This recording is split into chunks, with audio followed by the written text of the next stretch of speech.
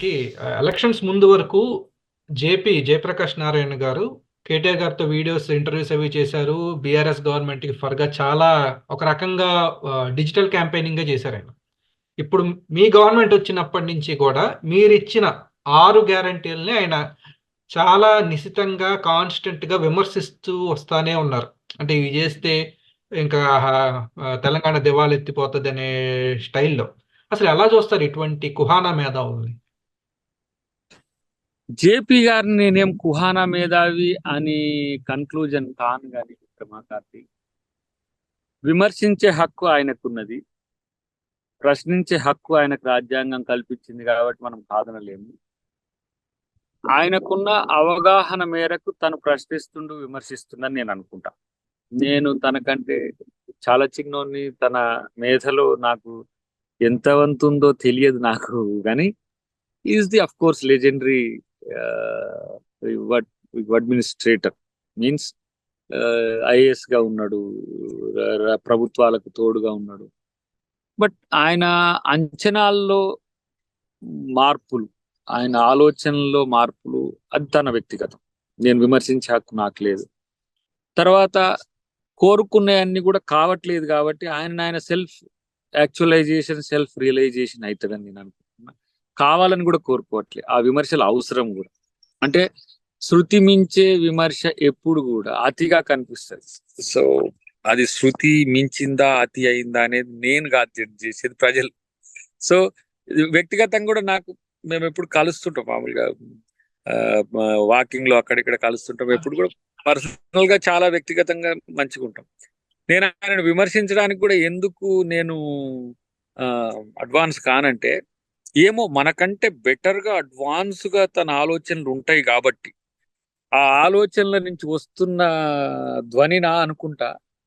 కానీ అప్పుడప్పుడు అవి కొంచెం ఎక్స్ట్రా అవుతున్నాయి. ఇప్పుడు ఈ 6 గ్యారంటీలు అనేది సునీల్ కనుగోలు గారి టీంతో పాటు మా సర్వే టీమ్స్ ప్రజల యొక్క ఆస్పిరేషన్స్ ను ఏ విధంగా ఉన్నాయి, తెలంగాణ సమాజం కోరుకుంటున్నది ఏంటంటే ఒక సర్వే చేసినాం. దాంట్లో ఏవి కోరుకుంటుండ్రో, ఏవి నష్టపోయిండ్రో, ఏవి కష్టమవుతున్నాయో వాటిని మా మేనిఫెస్టోలుగా 6 గ్యారంటీలుగా పెట్టినాం. అంటే వారికి ఫార్మేట్ తెలియదు, మీ ద్వారా వారికి కూడా చెప్తున్నట్టే. మామూలుగా మేనిఫెస్టో అనేది ఒక 5 year political party action plan. దాన్ని మనము కొన్ని పాయింట్లను ఎలివేట్ చేసి ఫ్రీ బీస్ కిందనో లేకపోతే ఆకర్షక పథకాల కిందనో చేసి మనం ప్రచారాలు చేసేది గత 10 సంవత్సరాల వరకు కూడా. కాంగ్రెస్ పార్టీ వాటిని డిక్లరేషన్స్ గా చేసింది. కానీ ఇప్పుడు గ్యారంటీస్ అనేవి ఇమ్మీడియట్ అమలే.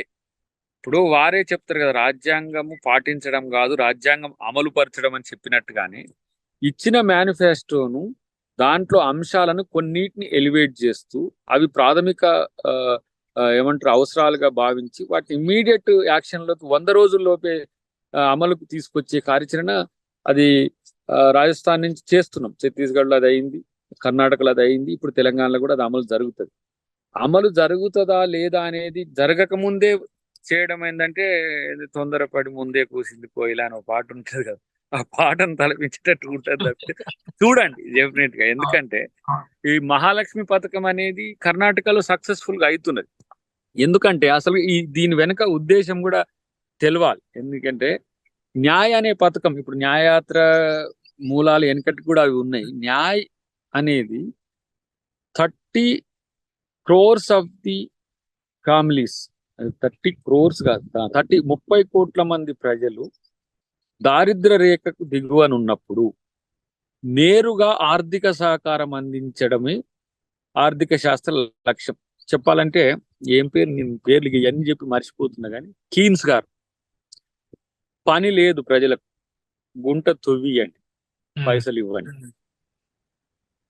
మళ్ళా పని లేదు, ఆ గుంటను పూడ్చండి, మళ్ళీ వాళ్ళకు పైసలు ఇవ్వండి. పూర్వం రాజులు అవే చేస్తారు. రాజులు అంటే ఇది ఏంటంటే ఇప్పుడు సంపద అనేది ప్రజల చేతుల్లో ఉండాలి. సంపద ప్రభుత్వాల దగ్గర కాదు, సంపద కార్పొరేట్ల దగ్గర కాదు, సంపద కొంతమంది వ్యక్తుల చేతుల్లో ఉండడం ప్రజాస్వామ్యం కాదు. ఆ పరిస్థితుల్లోనే కాంగ్రెస్ పార్టీ ఆర్థిక అంశాలను జోడిస్తున్నది. ఇప్పుడు మహాలక్ష్మి పథకం 2,500 రూపాయలు ఇప్పుడు తెలంగాణ అనేది చెప్పుకున్నాం మనం. ఇక వాడు పొదుగుకులు పని చేసి వాడు తాగితానికే 300-400 అయిపోయాడు, తెచ్చి 300-400 లేకపోయా. మహిళలు పిల్లల్ని ఎట్లా పోషించాలి? మేమేమో ముసలోళ్ళకి పెన్షన్లు ఇస్తున్నామని అంటారు. మరి మహిళలు కూడా వాళ్ళే సామాజిక శక్తిగా పిల్లల్ని తయారు చేసేటప్పుడు వాళ్ళకి ఒకంత ముందుకు ఆర్థికంగా వెసులుబాటు కల్పించాలనే ఆలోచన వచ్చింది. రెండవది ఏంటంటే ఈ సెల్ఫ్ హెల్ప్ గ్రూపులు, సమభావన సంఘాలు, వీటికి సంబంధించి మేము పెడితే 23-24 వేల కోట్ల రూపాయలు బకాయిలు ఉన్నాయి చెల్లించకుండా, జీరో రుణాలు, ఆ తర్వాత 25 పైసలకు వడ్డీకి రుణాలు, ఇట్లా ఉన్నది. వాటిని అన్నింటిని ఎత్తేసింది ప్రభుత్వం, ఆ శ్రీనిధి కింద ఉండేవాటి. ఇప్పుడు వాళ్లకు ఆ డబ్బులే ఇస్తున్నాం అనుకోండి, ఏముంటది 10-15 వేల కోట్లలో పూర్తిగా ప్రతి పేద కుటుంబానికి ఆర్థికంగా మహిళా శక్తి ఎదగడానికి. అంటే బస్సుల్లో పంపిస్తే, ఫ్రీగా పంపిస్తే కూడా ఫీల్ అవుతారు. మీరు చూడండి, ఆక్యుపెన్సీ రేట్ పెరిగింది, మళ్ళీ ఆర్టీసీ మళ్ళీ లాభాల బాటలో 22 కోట్ల పైచిలకు ఒక్క నెల ఆదాయం వచ్చింది. ఒక్కరే కాదు, 18-19 రోజులది మన ప్రభాకర్ గారు చెప్పిండు. అంటే ఏంది, మీరు ప్రభుత్వ రంగ సంస్థలను బలోపేతం చేయడానికి చేసేది పోయి ప్రైవేట్ రంగ సంస్థలు పెంచిండు, మంచి చేస్తే మళ్ళీ వద్దంటారు. కాబట్టి ఇది వారిని ఎప్పుడైనా సరే, మామూలుగా ఈ మధ్య డిబేట్లు ఏం కౌంటర్గా మేమేం కలిసి చేస్తలేని చేయడం, మీ ద్వారా చెప్పేది ఏంటంటే పథకాలలో అంశాలను అమలు చేసే క్రమాన్ని వివరిస్తే జేపీ గారికి మరింత గౌరవం పెరుగుతుందని నేను అంటున్నాను. గుడ్డిగా కేటీఆర్తో చేసే విమర్శలో, ఏది మన యాంకర్ మాదిరిగా కాంగ్రెస్ పార్టీని విమర్శించడానికో, లేదంటే మోదీ గారిని ప్రసన్నం చేసుకోవడానికి కాంగ్రెస్ పార్టీని విమర్శించడానికో చేసే వాటిని ప్రజలు హర్షించరు. ఇది విమర్శ కూడా కాదు. ఎప్పుడు కూడా న్యూట్రాలిటీ అనేది ఆల్వేస్ గుడ్. కానీ గుడ్డి విమర్శ అనేది ఎప్పుడు కూడా సహేతుకం కాదు. ఆ విమర్శలు కొన్ని అప్పుడప్పుడు మా దాటినాయి, కానీ మేము పెద్దగా దాన్ని సీరియస్గా తీసుకోము. ఎందుకంటే వారు కొన్ని సందర్భాల్లో చేసిన కామెంట్స్ కూడా అట్లా ఉన్నాయి కాబట్టి అది అక్కసుతోనూ అనవసరంగానూ చేసిన విమర్శలు కానీ ఉంటాయి. బట్ ఏదున్నా విమర్శను మాత్రం దాంట్లో ఉండే స్టాంటిటీని, గరిబను కాంగ్రెస్ పార్టీ మాత్రం గమనిస్తుంది. ఒకవేళ వారు చేసే విమర్శల్లో మంచి విమర్శలు ఉంటే వాటిని రిసీవ్ చేసుకోవడం, వాటిని ఎగ్జిక్యూట్ చేయడం కూడా వెనకడిగాము. అది జేపీ గారు చెప్పింది కాబట్టి అది మనం చేయొద్దు, లేకపోతే పలానా ఎక్స్ చెప్పింది కాబట్టి చేయొద్దు, వై చెప్పింది కాబట్టి చేయొద్దు అనేది. కానీ జేపీ గారి విషయంలో స్పెసిఫిక్ గా మాత్రం ఆయన తెలుగు వాళ్ళ పట్ల ఒక నిశ్చితమైన అభిప్రాయం ఉండి సునిశ్చితమైన విమర్శ చేస్తారనే దాని నుంచి కొంచెం, ఇప్పుడు మీరు చూడండి, నాగేశ్వర్ గారు ఉంటారు. నాగేశ్వర్ గారు బీజేపీని మంచి చేసినప్పుడు బీజేపీని పోవడానికి వెనకడిగాడు, కాంగ్రెస్ మంచి చేస్తే కాంగ్రెస్ ను పోవడానికి వెనకడిగాడు. సేమ్ టైం ఇద్దరు తప్పులు చేస్తే ఇద్దరిని అదే స్థాయిలో కూడా విమర్శించగలరు. అది ఉండాలి, అది న్యూట్రాలిటీ. బట్ అదే పనిగా కాంగ్రెస్ ను వ్యతిరేకించడం అనేది కూడా ఆయన డిఎన్ఏలో మరి తెలియదు. ఆ కాంగ్రెస్ వ్యతిరేకంగా ఉన్నాడు, వాళ్ళ ఫ్యామిలీ ఏముందో తెలియదు, ఏమైనా కాంగ్రెస్ వల్ల వారికి ఏమైనా నష్టం జరిగిందో తెలియదు. కానీ అది అంత భావ్యమైన విమర్శలు కావని నాకు అనిపిస్తుంది. 6 గ్యారంటీస్ అమలు కాని రోజు ఇట్లా అమలు చేయొచ్చు అని చెప్పడం ఆయన బాధ్యత. అమలు కావు, ఇది చేస్తే కుదేలు అవుతుంది, అవన్నీ మాకు తెలియక చేసినాం. ఇక పథకాల రచనలో అంత పిచ్చిగా చేస్తారు. కాంగ్రెస్ పార్టీకి బడ్జెట్ల మీద అవగాహన లేకుండా, పథకాల మీద అవగాహన లేకుండా ఉన్నదా? వారున్న కాలంలో ఎన్ని ప్రభుత్వాలకు ఏం చేసిరో తెలియదు, కానీ 45 to 50 years ఇక్కడ ఉమ్మడి ఆంధ్రప్రదేశ్ లో అధికారంలో ఉన్నది కాంగ్రెస్ పార్టీ. ఈ పథకాలు వస్తున్నాయంటే కూడా కాంగ్రెస్ పార్టీ నుంచి వచ్చినాయి కదా. ఇప్పుడు మేము చెయ్యని కొత్తగా చేసి ఏమున్నాయి? ఇలా వాళ్ళు రైతు బంధు అనే కొత్తది పెట్టిండ్రు. వీళ్ళు రైతు బంధు ఏమిటికి ఇచ్చిందనేది ఎప్పుడైనా విమర్శ చేసిండా? ఏంది కార్పొరేట్ హౌస్లకు, ఫిల్మ్ సిటీలకు, వెంచర్లకు 100 ఎకరాలు ఉన్న వాళ్ళకి ఇచ్చింది, ఎందుకు ఇస్తుండ్రా మీరు అన్నారా? కానీ కాళేశ్వరం మీద మాత్రం విమర్శ చేసిండు, అది మంచిగానే ఉన్నది. అట్లా అంటే మంచిని మంచి అనడం మంచిదే, కానీ మంచిని కూడా చెడడం అనేది మాత్రం అది పెసిమిస్టిక్ ఐడియాలజీ, అది ఉండదు అని. కాళేశ్వరం మీద విమర్శ చేసినా కూడా ఆఫ్లైన్ లో చేశారు. ఆయనకి కేటీఆర్ గారితో ఎదురు బదురు ఇన్ పర్సన్ ఇంటర్వ్యూ చేసే అవకాశం వచ్చినప్పుడు ప్రశ్నించలేదు. అది నాకు మీన్స్ బ్రదర్, ఇప్పుడు ఒక ఇల్ ఇంటెన్షన్ తోనో లేదంటే ఉద్దేశపూర్వకమైన విమర్శ ఎప్పుడు కూడా సమాజం తీసుకోదు. నువ్వు ప్రజాహితం కోసం చేసే విమర్శ ఏదైనా సమాజం తీసుకుంటుంది, ప్రభుత్వం కూడా తీసుకుంటుంది. ప్రభుత్వం కూడా సమాజంలో ఒక భాగమే. ఇప్పుడు దయాకర్ మాట్లాడుతుండు అంటే దయాకర్ మాటల్లో నిజాయితీ ఎంతున్నది, డొల్లతనం ఎంతున్నది, అబద్ధం ఎంతున్నది బేరీజ్ వేసుకోలేని స్థితిలో భారత సమాజం లేదు, తెలంగాణ సమాజం లేదు, తెలుగు సమాజం లేదు. నువ్వు మాట్లాడుతున్నది తప్పైతే నీకు ఆ మూల్యం వస్తుంది.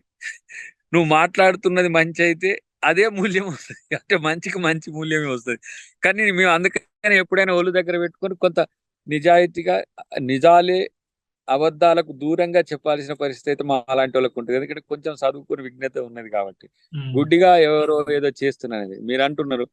మనోడు ఎవరు కేటీఆర్ ఒక సంవత్సరం నుంచి కేసీఆర్ గారు తగ్గి కేటీఆర్ గారు పదే పదే పదే అదే అబద్ధాలు చెప్పుకుంటున్నాడు. మాకు ఈ రోజు బ్రాండ్ అంబాసిడర్ అయ్యిండు మా ప్రభుత్వం రావడానికి. అంటే అబద్ధాలు చెప్తే ప్రజలు వింటారు కదా. విన్నప్పుడు ఏం చేస్తారు, వీళ్ళు తప్పు చెప్తున్నారని అర్థం చేసుకుని మేము కూడా చెప్పలేము. అందుకనే మా ఎవరు రేవంత్ రెడ్డి గారు ఒక పదం వాడిన ఒకటే నవ్వుస్తుంది నాకు అప్పుడు. బిల్లా రంగాలని బావబామర్దుల మీద పెట్టి అంటే వాళ్ళు ఇద్దరు ఎట్లు ఇస్తారు, ఏంది మహాలక్ష్మి ఎట్లు ఇస్తారు 2000 పైసలు ఎక్క. అరే నువ్వే ప్రభుత్వంలో ఉన్నావు, నువ్వే ధనికమైన రాష్ట్రం అంటున్నావు, నువ్వే గిన్ని చేసినప్పుడు మళ్ళా ఇంత కొడితే వాళ్ళు కూడా పెట్టింది. వాళ్ళు ఏంది మహాలక్ష్మి అంటే భాగ్యలక్ష్మి ఏదైనా పెట్టి వాళ్ళు 3000 రూపాయలు అన్నారు. సిలిండర్ ధర మేము 500 రూపాయలకు తగ్గిస్తామంటే మేము 400కే ఇస్తాం అన్నారు. మరి ఇల్లు ఎట్లు ఇచ్చేటోళ్ళు. సో అలాంటివి విమర్శించలేము మనోడు ఎవరు జేపీ గారు. సరే నేనేమంటున్నా అంటే ఇగో మీరు చేసేది మంచి అయితే మీకు ఎంత చెడు చేయాలన్నా కూడా మంచి జరుగుతుంది. మీరు చేసేది చెడైతే మీకెంత మంచి జరగాలన్నా మంచి జరగదు, చెడుకు చెడే జరుగుతుంది. కాబట్టి నేను ఏమంటున్నా అంటే వాళ్ళు చెడు చేసిందనంటే వాళ్ళు అబద్ధాలు చెప్పిందనే ఉద్దేశమే. చెడు అంటే ఏదో ఆ విషయం కాదు. రెండవది ఏంటంటే ఆర్థిక దుబారా అవినీతి అనేది వాళ్ళని ఈ రోజు ఈ స్థితికి తెచ్చింది. అది ఎప్పుడు ప్రశ్నించలేదు. నేను తెలంగాణ జేఏసీలో ఉన్నప్పుడు నేను దాదాపు ఒక 25-30 మంది చాలా డీపెస్ట్ ఇంటర్నేషనల్ ఇంటలెక్చువల్స్ చూసేది. వాళ్ళ పేర్లు చెప్పాను కానీ ఆ స్థాయి అవగాహన వాళ్ళ నుంచి పెంచుకున్నా నేను.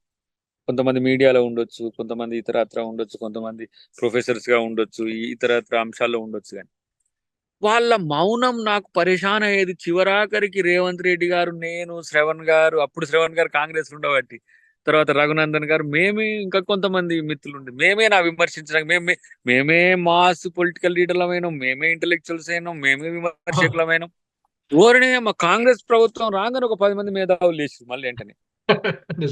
ఇన్ని రోజులు లేవని నోర్లు ఎందుకు నేస్తున్నాయని నేను అడిగిన అంటే ప్రశ్నించొద్దా ఈ ప్రశ్న. మరి 10 సంవత్సరాలకు ఎందుకు పండేది రా నాయన అంటే ఓటు సపోర్ట్.